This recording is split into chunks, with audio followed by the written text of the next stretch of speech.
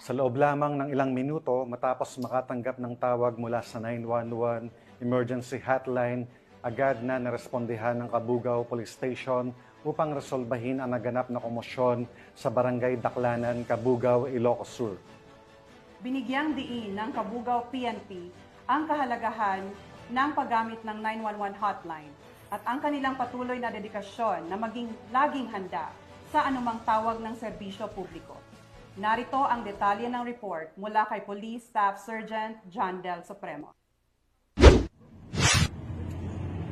Bandang alas 9 ng gabi, Agosto 21, 2025, nakatangkap ng report ang Kabugao Police Station mula sa 911 caller kaugnay ng kaguluhan sa Barangay Daklapan, Kabugao, Ilocos Sur.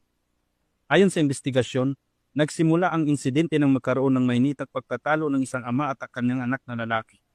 Nang tangkain namang awatin ng pamangkin, sinuntok siya ng kanyang pinsan na nauwi sa suntukan.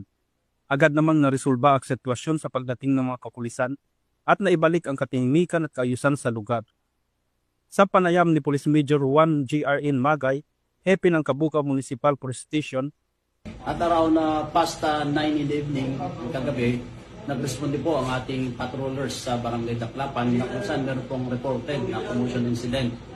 Upon arrival at area, napasipay po natin ang insidente na we restored peace and order sa area and we promptly turned over the incident to the barangay captain kasi level po ito ng barangay.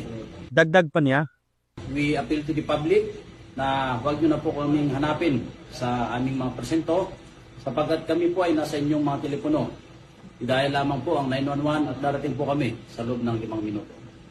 nagpaabot naman ang pasasalamat sa mga kapulisan, si alias Yasmin ang 911 caller. Sa mga kapulisan dito sa Kabugao, mabilis sila and then isang tawag ko lang is nandito na sila agad. At maraming salamat sa mga kapulisan ng Kabugao dahil nandyan sila para tumulong sa mga nangangailangan ng tulong. Ang mabilis na pagtugon ng kapulisan sa tulong ng 911 emergency hotline ay patunay na ang bawat tawag ay may kasiguraduhang aksyon. Ipinapakita ng insidenteng ito ang kahalagahan ng mabilis na koordinasyon at agarang aksyon mula sa 911 emergency hotline. Ito ay nagpapatunay na sa oras ng pangangailangan, maaasahan ng ating kapulisan sa pagbibigay ng seguridad at proteksyon sa komunidad.